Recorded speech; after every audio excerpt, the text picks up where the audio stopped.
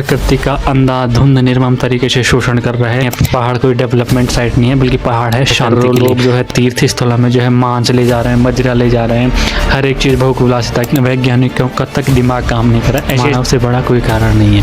हजारों हेक्टेयर जंगल मानवों द्वारा जलाकर खाक कर दिए जाते हैं। करोड़ों जीव जंतु जलकर खाक हो जाते हैं। उनके लिए कोई एम्बुलेंस नहीं आती, ना उनको कोई पूछने वाला होता है। प्रति वर्ष पहाड़ों में हजारों हेक्टेयर की तादाद में जो है जंगल जलाकर नष्ट कर दिए जाते हैं। किस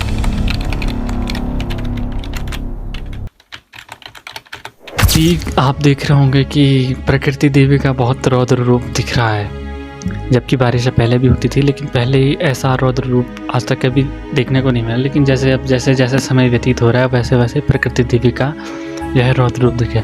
इसके अनेकों कारण हो सकते हैं, लेकिन मानव से बड़ा कोई कारण नहीं है। अभी हम थोड़े कुछ महीने पीछे जाएं, अप्रैल मई जून में जो है पहाड़ों में जो है हजारों हेक्टेयर जंगल मानवों द्वारा जलाकर खाक कर दिए जाते हैं। और उन हजारों हेक्टेयर जंगल में करोड़ों प्रकार के जीव जंतु रहने वाले हैं। और अप्रैल मई जून के महीने में जो है कि सबको पता है कि जंगलों के हर एक जीव जानवर और पशु पक्षी जो है अंडे और अपने बच्चे देते हैं।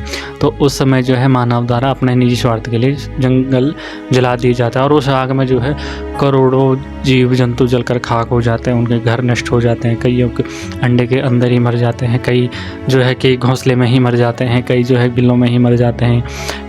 मतलब जलकर जो है करोड़ों जीव जंतु जलकर खाक हो जाते हैं। उनके लिए कोई स्वास्थ्य सुविधा ही नहीं होती, उनके लिए कोई एम्बुलेंस नहीं आती, ना उनको कोई पूछने वाला होता है कि कितना नुकसान हुआ, कितना क्या हुआ। वो बस ऐसे ही जल कट कर मर जाता है। इतनी प्रजातियां हैं जो समाप्त हो चुकी है। और ये कोई एक बार की बात नहीं, प्रति वर्ष पहाड़ों में हजारों हेक्टेयर की तादाद में जो है जंगल जलाकर नष्ट कर दिए जाते हैं। कौन करता है? मानव। प्रकृति का अंधाधुंध निर्मम तरीके से शोषण कर रहा है। ये कहीं ना कहीं उस चीज़ का प्रतिफल है। अब देखो पहाड़ों को जो है विकास के नाम पर जो है कि तरह तरह के विस्फोट करना, खनन करना और सुरंगें बना के जो है दुर्दशा कर दी। अभी जो है कुछ टाइम पहले जो है उत्तराखंड का ज्योतिर्मठ शहर पूरा का पूरा धंस गया था। किसके कारण? जो पहाड़ों का विकास के नाम पर जो सुरंगें खोदी जा रही है, जो विस्फोट किए जा रहे हैं। जबकि पहाड़ जो है विकास के लिए नहीं है, पहाड़ कोई डेवलपमेंट साइट नहीं है, बल्कि पहाड़ है शांति के लिए। हिमालय क्षेत्र के जितने भी तीर्थ स्थल हैं, बद्रीनाथ, केदारनाथ या कोई भी, तो इन तीर्थ स्थलों को जो है कि भोग विलासिता की जगह बना देना। भगवान को शांति प्रिय थी। भगवान अपना सर्वसंपन्न लोक कैलाश वैकुंठ छोड़कर यहाँ इन पर्वतों पे आए थे शांति के लिए। लेकिन आज इन धामों की क्या स्थिति है? केदारनाथ में पशुपति विराजमान होते हैं, लेकिन वहीं आप जाओगे तो घोड़ों खच्चरों की ऐसी दुर्दशा है कि हम उसका जिक्र नहीं कर सकते। आप स्वयं जाकर देख लेना, मतलब कि ऐसी दुर्दशा है। और किसके धाम में? पशुपति के धाम में।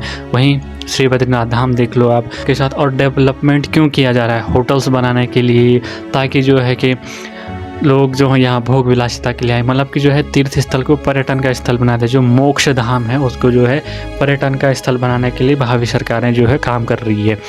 जहाँ शांति, जहाँ प्रकृति तक जहाँ शोर नहीं करती, वहाँ तुम हर मिनट में हेलीकॉप्टर उड़ा रहे हो और इतना सारा पब्लिक को वहाँ इकट्ठे कर रहे हो। लोग जो है तीर्थ स्थलों में जो है मांस ले जा रहे हैं, मदिरा ले जा रहे हैं, हर एक चीज़ भोग विलासिता की। मतलब कि तीर्थ स्थल को एक प्रकार का पिकनिक स्पॉट मान के चल रहे हैं लोग। पिकनिक स्पॉट बना दिया है, जो मोक्ष का धाम है, पिकनिक स्पॉट बना दिया है। प्रकृति देवी के साथ जब असंतुलित व्यवहार जो मानव द्वारा किया जाता है, तो प्रकृति देवी जो है इसके फलस्वरूप मानव को चेतना देती है कि तुम्हारा कुछ नहीं चल रहा। प्रकृति पर हर एक जीव का समान अधिकार है, लेकिन मानव जो है प्रकृति पर अपना एकाधिकार समझता है और प्रकृति का अंधाधुंध शोषण करता है। अभी आप देख लो हजारों की तादाद में जो है पेड़ जो है ITC जैसी कंपनी को सिगरेट बनाने के लिए बेच दिए जाते हैं, लेकिन बदले में एक भी पेड़ नहीं लगता है।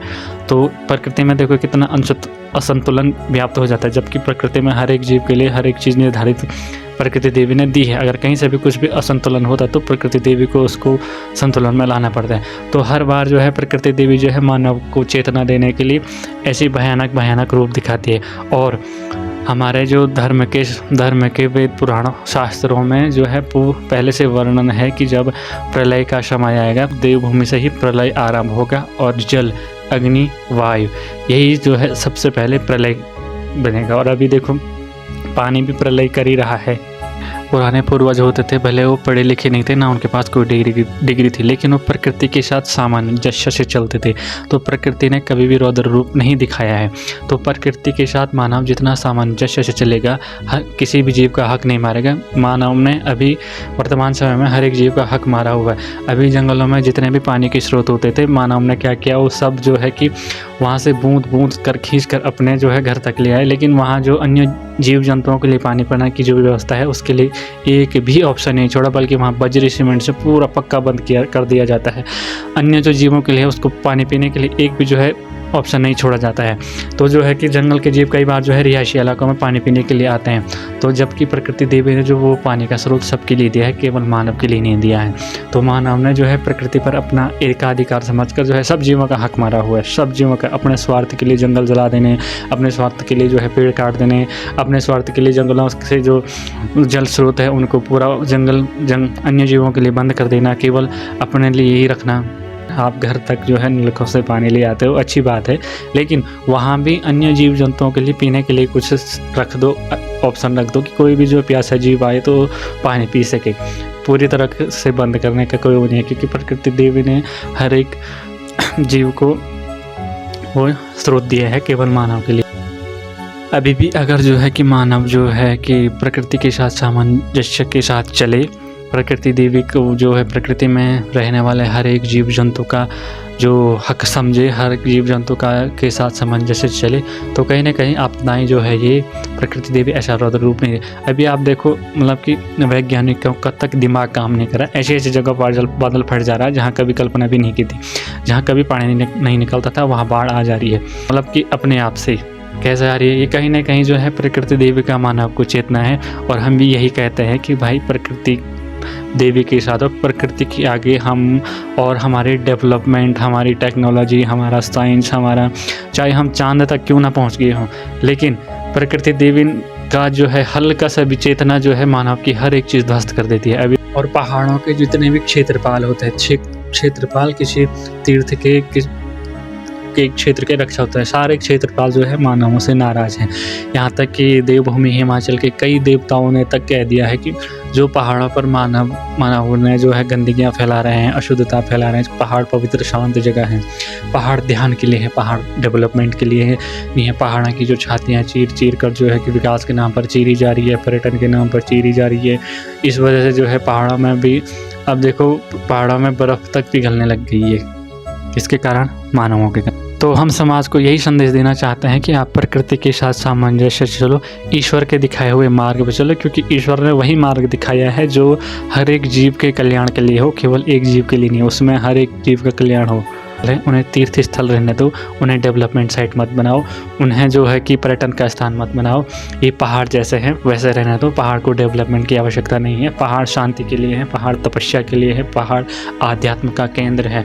और हिमालय क्षेत्र पूरा आध्यात्म ऊर्जाओं का केंद्र है। इसलिए जो है भगवान तक अपना सर्वगुण संपन्न लोक छोड़कर इन पहाड़ों पर आए थे।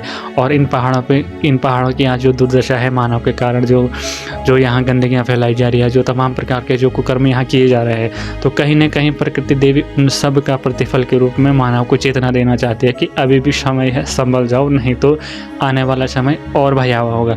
क्योंकि हर साल प्रतिवर्ष जो है कि आपदा जो है भयानक से भयानक रूप ले रही है। अभी भी देखो कितनी भयंकर आपदाएं आ रही है। ऐसी जगह आपदा आ रही है जहाँ कभी कोई सोच भी नहीं सकता था कि आपदा आ रही है। तो प्रकृति देवी कहीं ना कहीं मानव को जो है चेतना दे रही है। हम तो यही गुजारिश करते हैं कि भाई प्रकृति देवी के साथ सामंजस्य के साथ चलो और किसी भी जीव का हक मत मारो। सब जीव का प्रकृति पर समान अधिकार है।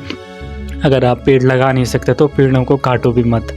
और विकास के नाम पर जब डबल लाइन से काम चल रहा है, जब सिंगल रोड से आपका काम चल रहा है, तो उसको 4 लेन करने की कोई आवश्यकता नहीं है। पहाड़ जो है शांति के लिए है, विकास के लिए नहीं, डेवलपमेंट के लिए नहीं है। जय बद्री विशाल, जय उत्तराखंड।